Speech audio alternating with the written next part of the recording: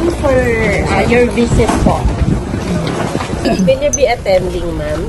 The trial next week, ma'am. Good morning, everyone. Good morning po. Prepare for Typhoon Inday. Purely administrative, like ilan daw ba ang guest na pwede lang, ilang seats ang pwede ma-allocate ng Senate sa guest ng defense. Sabi ko, we previously communicated with the defense panel that they have 45 seats. So we just clarified the procedure, no? So that was the first question. The second was, dun sa holding area, can they bring in their own equipment? Of course. They asked if they can bring in a refrigerator, a coffee maker. Sabi ko, yes. And then whether they can engage their own caterer. So, yes. So, yun lang naman ang housekeeping, administrative, nothing to do with my clerk of court duties. It was me meeting them more as a secretary of the Senate to the Chief of Staff of the Office of the Vice President, rather than an impeachment court matter.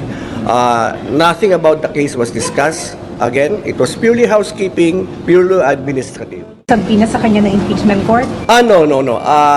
That would not have been proper of me. Unang-una, ang ano naman dyan is the Sergeant at Arms who will do the service. Okay. Not the Clerk of Court, not the Secretary of the Senate. Na-issue na po kayo sa it was signed by the presiding officer last night. I had it pick up this morning.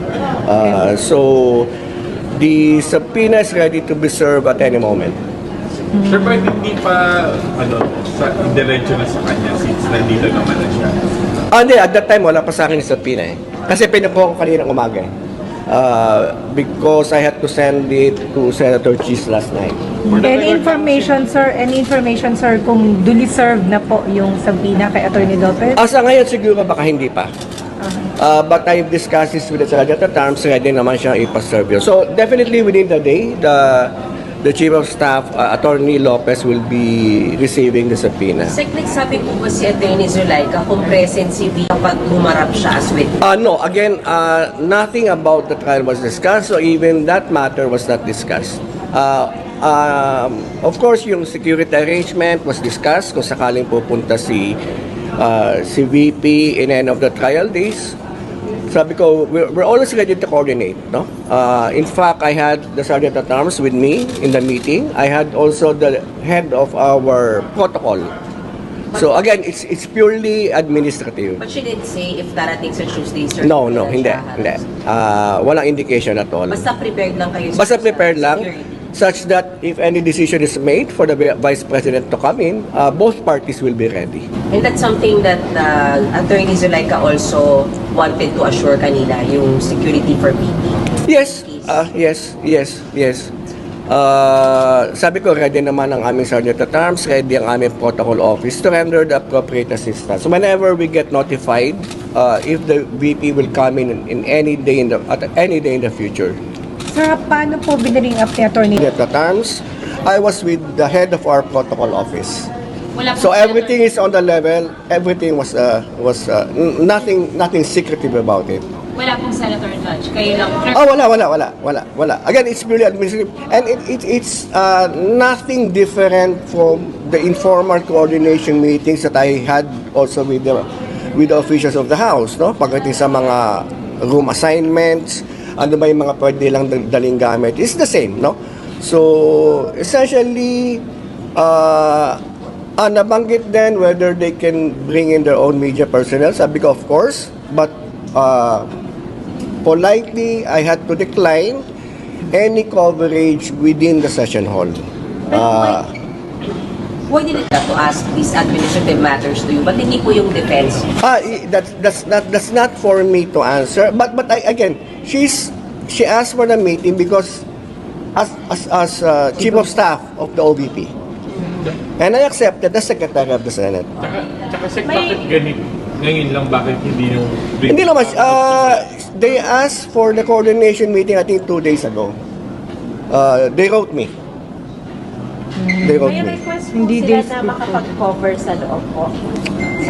Ika-clarify daw niya, dahil sabi ko, ano ba itong tenor ng request niya for media access, no? Insofar access to the building and to the holding room, wala namang problema.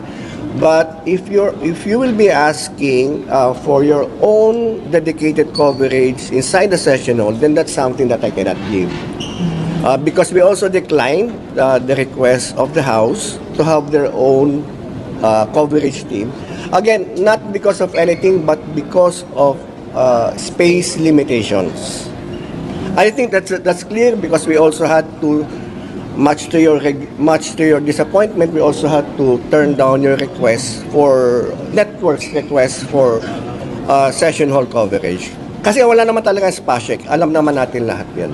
Ayun talaga pala, sir, request. Gusto nila may sariling team sa loob. No, ika-clarify daw niya yan.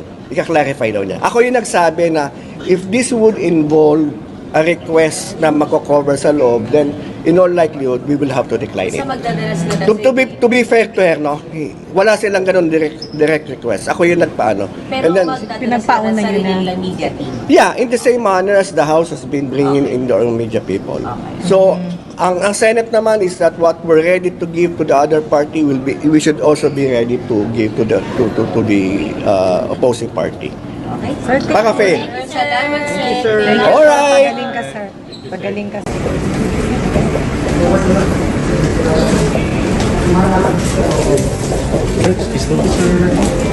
Ay, attorney. Attorney, kamusta po yung pagbisita po ninyo? Ba't po kayo nagpunta rito? Ma'am, sa Tuesday, pagka-testify na kayo dito, ma'am. Attorney. Attorney,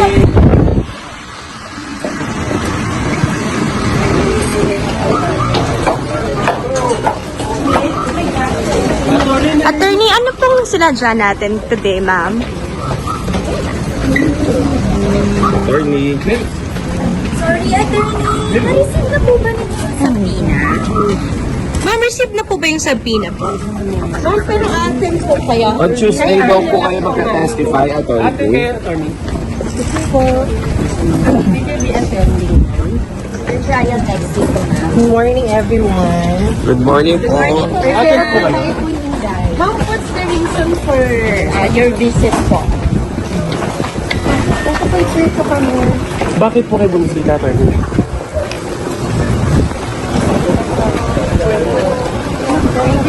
Daw po kayo magka-testify, attorney. Atin kayo, attorney. Will you be attending, ma'am? The trial next week, ma'am. Good morning, everyone. Good morning po. Prepare Ate po for kayo. Typhoon Inday. What's the reason for your visit po? Let's just wait for it to come here. Bakit po kayo bumisita, attorney? I'm sorry. Thank you. Attorney, kamusta po kayo? Kamusta po? Salamat po.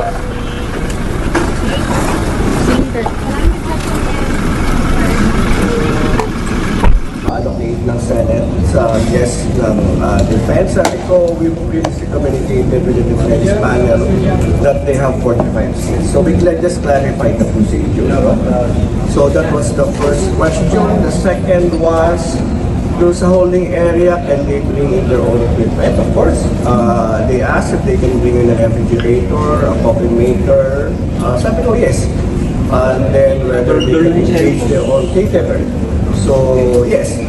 So, yun lang naman ang housekeeping, administrative, nothing to do with my clerk of court duties. It was me meeting them more as a secretary of the Senate to the Chief of Staff of the Office of the Vice President, rather than an impeachment court matter.